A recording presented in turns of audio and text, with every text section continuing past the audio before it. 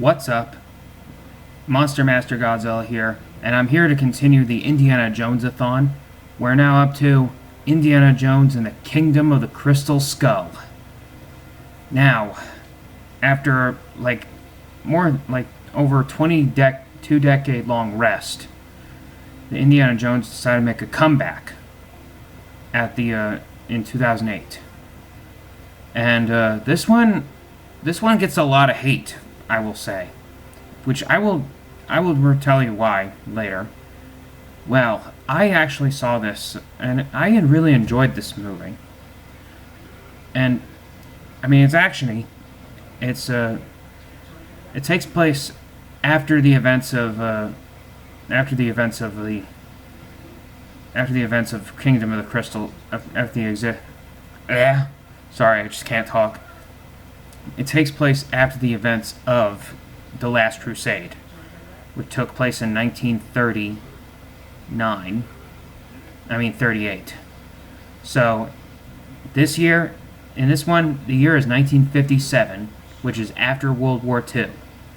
So, it takes place 1939, 1940, 1941, 42, 43, 44, 45, 46, 47, 48, 49, 50, 51, 52, 53, 54, 55, 56, 57. Took place like 19 years later. 19 years after the events of The Last Crusade. So, I mean, it's set in 1957, and this time, instead of the Nazis being the enemy, yes, that's right, because this is after World War II, the Nazis were no longer the enemy. This time, the enemy in this one was the Russians. Because, yes, that's right, you heard correctly, this one's set during the Cold War. And, it's when Indy ends up meeting up with the enemy, which are Russians, and they're looking for the Crystal Skull. And this one, when they were it started off when they were being taken into the warehouse by the U.S., which was in the U.S. government. So when he was with this guy, which I don't give a fuck about, which I'll explain why. He goes by Mac. And he was originally and he said, it started off being an ally to Indy.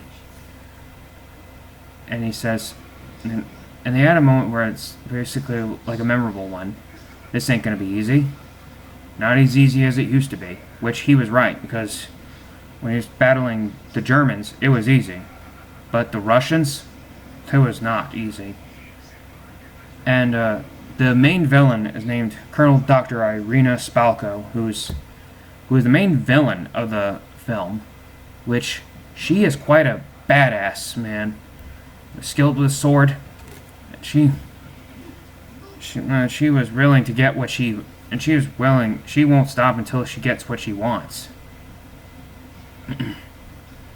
So, then, right when Indy was about to escape, the friend Mac turns out to be a double-crosser. Turns out to be working with the Russians. And then, right when he was about to make an escape from the Russians, one of the boxes cracked, and it revealed the Ark from, you remember, from Raiders of the Lost Ark? It was, remember in the Raiders of the Lost Ark, in the end of Raiders of the Lost Ark, the Ark ends up getting lost again, being put in a box and stored in the warehouse. But it was only to get discovered again when the box is cracked and to be seen. And that's one of the biggest Easter eggs of the film. And so Indy ends up escaping the Russians for now. But then when he was about to seek for help, he finds himself in a town full of mannequins. But then he realized this is a nuclear testing ground.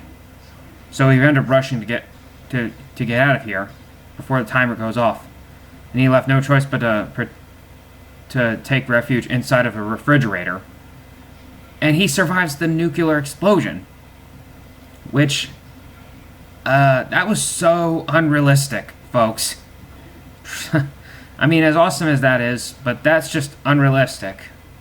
And a bit of lazy writing, you may say, because in reality, he would never even survive the nukes inside that refrigerator. But he ends up surviving it.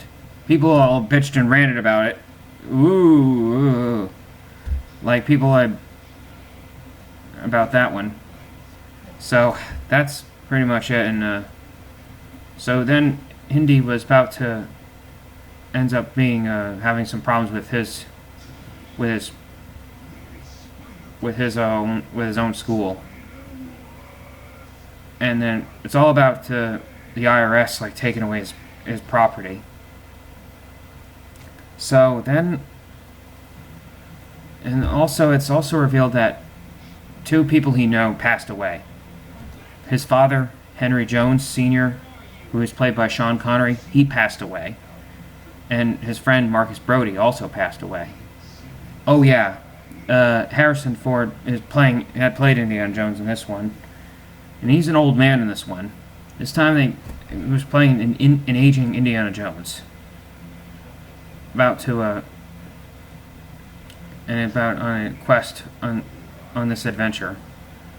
And then, surprisingly, he ends up meeting up with Shia LaBeouf, who is and he ends up meeting Mutt Williams, which is a teenager named Mutt Williams, played by Shia LaBeouf, which you may have remembered him from the Transformers movies, which they kind of picked him because he got popular by Transformers. And the first movie I've seen Shia LaBeouf in was Holes, and that was his first film. Oh, anyway, back to this movie. When he ends up going on the journey, finding this friend called Harold Oxley, who like disappeared. And then, when both Indy and Mutt were trying to find the treasure, and it turns out it was the crystal skull. And another callback is that when they were finding the skull, they were ambushed by a warrior that guards the cave, and it shoots poison darts. Yeah, that's right. Remember in Raiders of the Lost Ark, the tribe had blow dart tubes, had blow guns, and the darts had poison on them. So then after finding the skull, both Indy and Mutt got captured, and they were in the Amazon. And of course you'll find out why with the crystal skull. It actually relates with aliens. Now, a lot of people they were all pissed off about that one because they felt it was jumping the shark with Indiana Jones, which I understand. A lot of people give this one. I can understand why they use aliens for this one, because people are used to having like supernatural stuff in Indiana Jones, but not aliens. Yeah, this is where Indiana Jones got a little sci-fi. And we end up meeting John Hurt, played by meet Harold Oxley, played by John Hurt, and he got himself a little delusional. And then, surprise, surprise, Indy's first girlfriend in the first film was Marion Ravenwood, and she makes a comeback in this film. And she was revealed to be Mutt Williams' mom. And then, right when the whole crew ended up trying to make the escape, Indy got caught in quicksand, and Mutt didn't realize that Indy was afraid of snakes. And so it was a rat snake that they tried pulling him with. But then when Oxley got help, it was the Russians, only to get captured again. Oh man, Oxley, you're such an idiot in this one. That's what I thought. So then after they got captured, the Indy ends up learning that Mutt was actually his son. Yes, biological son. A son that he never even knew. He never even knew that he never even knew. Which, that was a big surprise. And then Mutt, after finding out that Indy was actually his dad, he was reluctant on believing it. Thinking that Colin, which was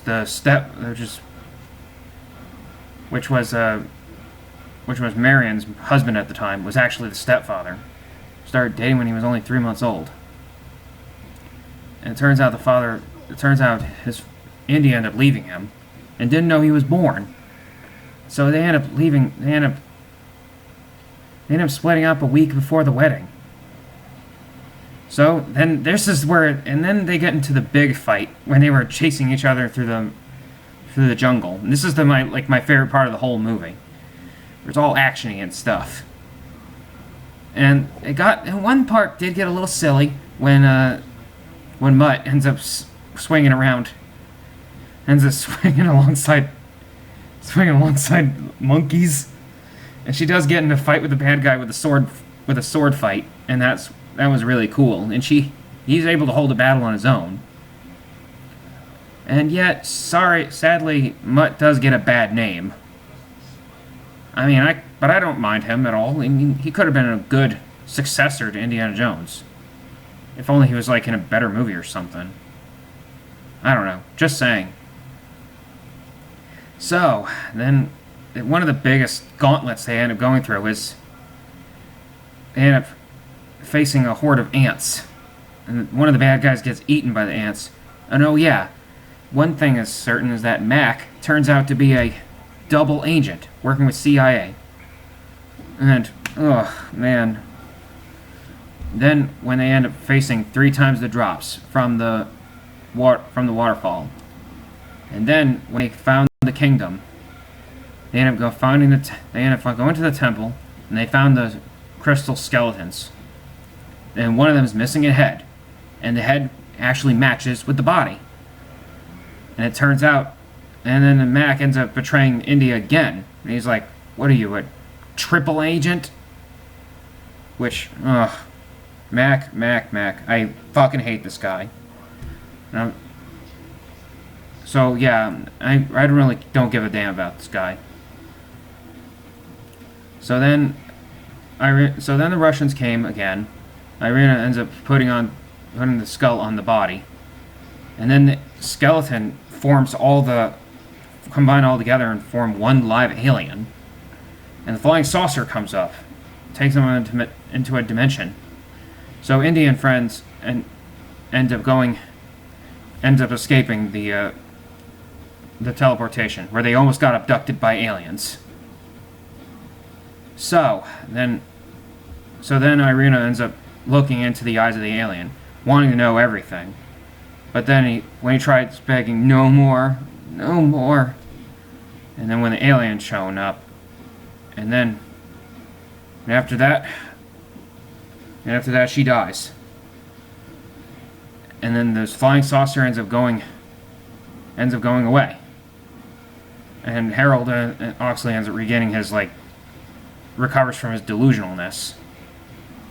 So then Mutt later finally accepts Indy as his father. Biological father, to be exact. And, so then Indy ends up reclaiming his career as a teacher. This time became the dean of the school, of the institute. And at the very end, both Indy and Marion finally got married. And even both Mutt and Harold Oxley was there. And then when the wind ends up blowing and opening the church doors, and then they end up walking. And that's the end of this one. What do I think about this one? I actually enjoyed this one. I mean, I don't understand why people hate this movie. I mean, does it deserve the hate? I don't think so. It's a big, I consider this like a blockbuster that doesn't deserve the hate. It's a bit overlooked, underappreciated, but I overall enjoy this one. And that's my review for Kingdom of the Crystal Skull. And stay tuned. I will be wrapping up the Indiana Jones-A-Thon with the latest Indiana Jones movie coming up, Indiana Jones and the Dial of Destiny. And now, that's all I have to say, folks. And as always, stay awesome, my Monster Masters, and I'll catch you later. Goodbye.